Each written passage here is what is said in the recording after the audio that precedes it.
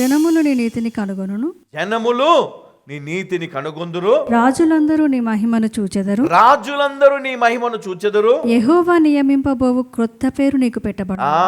ఏమంటే యెహోవా నియమింపబోవు కొత్త పేరు ఏం చేస్తాడు? నీకు పెట్టుదురు. హల్లెలూయా. నీకు కొత్త పేరు పెట్టడం జరుగుతుంది. హల్లెలూయా.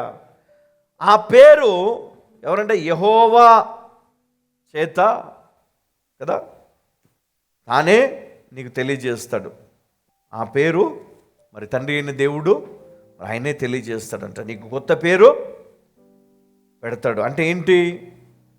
నూతన జన్మ అంటే నూతన ఆత్మ, దేవుని ఆత్మ ధరించుకున్నాం, నూతన జీవాన్ని ప్రారంభించాం, నూతన నామము నీకు పెట్టబడుతుంది. హల్లెలూయా, హల్లెలూయా. ఒక వ్యక్తి తన జీవితంలో పరలోక సంబంధిగా మారాలి అంటే కదా, కింగ్డమ్ ఆఫ్ జీసస్ క్రైస్ట్, మరి ఆయన రాజ్యములో మనం ఎలా ఉండాలి అంటే మన జీవితంలో ఈ మార్పులు రావాలి. ఒకటి, దేవుని ఆత్మ చేత నింపబడ్డం. రెండు, నూతన జీవాన్ని ప్రారంభించాలి క్రీస్తుతో. ఎందుకంటే ఆ నూతన జీవము, ఆ జీవము క్రీస్తులో, నేనే మార్గం, నేనే సత్యము, నేనే జీవము అన్నాడు. కాబట్టి ఆయనలో ఆ జీవం ఉన్నది కనుక ఆయన మన జీవితంలో ఉండడం ద్వారా, ఆయనను అనుసరించడం ద్వారా నూతన జీవాన్ని మనం ప్రారంభించాలి. తర్వాత మూడోది నూతన నామం కదా. ఆయన ఏమన్నాడు? అపోస్తలుల కార్యములు 11వ అధ్యాయము 26వ వచనం. వారు కలిసి 1 సంవత్సరం అంతయు సంఘములో ఉండి బహుజనులకు వాక్యమును బోధించిరి. మొట్టమొదట అంతియోక్యలో శిష్యులు క్రైస్తవులు అనబడిరి. మొట్టమొదటిసారి మరి శిష్యులకు క్రైస్తవులు అన్నటువంటి పేరు వాళ్ళు ఎలా పిలిచారంట? క్రైస్తవులు అనడం జరిగింది. అంటే వాళ్ళకు కొత్త పేరును దేవుడు వారికి ఇచ్చాడు. అప్పటిదాకా వాళ్ళు ఏమై ఉన్నారు? పలాని కుమారుడు, పలాని కుమారుడు అట్లా. కానీ తర్వాత వారు ఎలా మారిపోయారు? క్రైస్తవులుగా పిలువబడ్డారు, అపోస్తులుగా పిలువబడ్డారు. హల్లెలూయా. కొత్త నామాన్ని దేవుడు ఇచ్చాడు వారికి. మరి అదేవిధంగా ఈరోజు దేవుడు నీకు కూడా ఒక నామాన్ని ఇచ్చాడు. ఏంటది? ఒక పేరు ఇచ్చాడు నీకు, క్రైస్తవులు అన్న పేరు. మరి దాంతోపాటు నీకు ఒక పేరు ఏమిచ్చాడు? Kingdom of Jesus Christ. అంటే యేసుక్రీస్తు రాజ్య పరిచర్యలో మనం ఉన్నాం కదా. యేసుక్రీస్తు అనే నామం, ఆయన నామాన్ని మనకిచ్చాడు.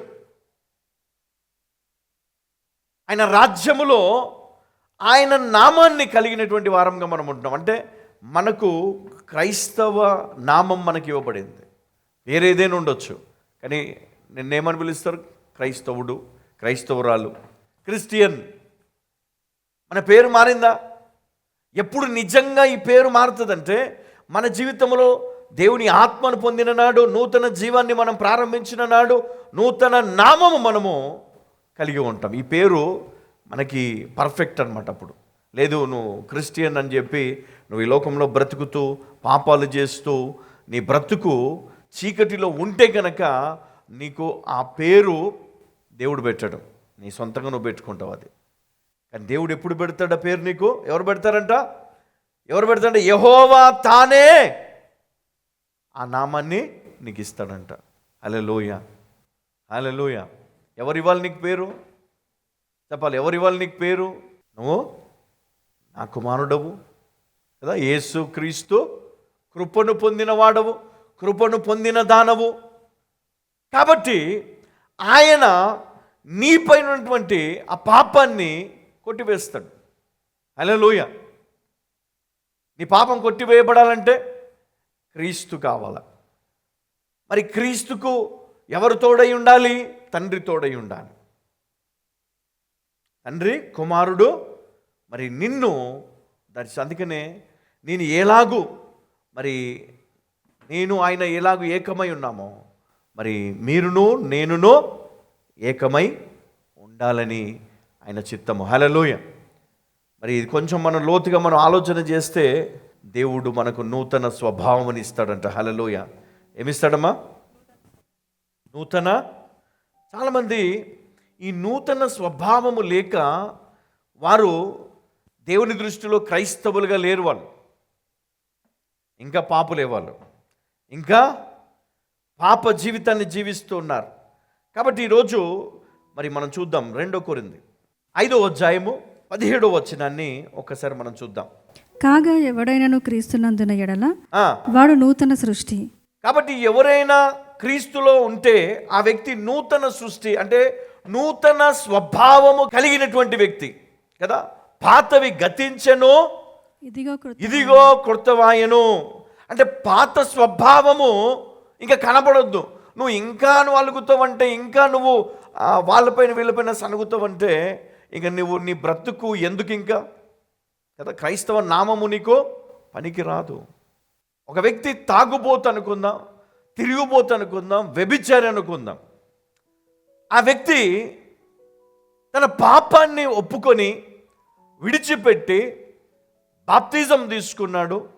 దైవజనుడు అతనికి పేరు పెట్టాడు. ఏం పేరు పెట్టాడు? ఒక మంచి పేరు పెట్టాడు. దైవజనుడు పెట్టాడు, కానీ దేవుడు పెట్టలే. దేవుడు దాన్ని యాక్సెప్ట్ చేయాలా? ఎవరు యాక్సెప్ట్ చేయాలి దాన్ని? అంటే ఈయన జీవితం మార్చుకొని చూపించాలి, ఈయన స్వభావం మార్చుకొని చూపించాలి. ఈయన స్వభావం మారలేదు.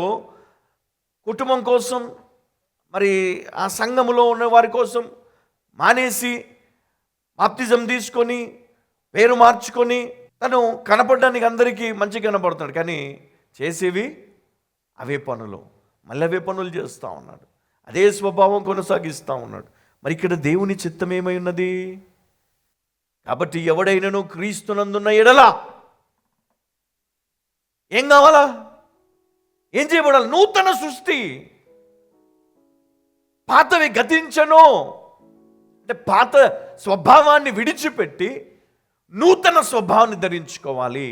క్రీస్తుతో ఉన్నావు, క్రీస్తు నీలో ఉన్నాడు, నీవు క్రీస్తులో ఉన్నావు. కాబట్టి నీ స్వభావం ఏమైపోవాలి? మారాలి. మారలేదు అనుకున్నప్పుడు ఏమవుతుంది? చెప్పాలి, ఏమవుతుంది? నీ ప్రార్థన,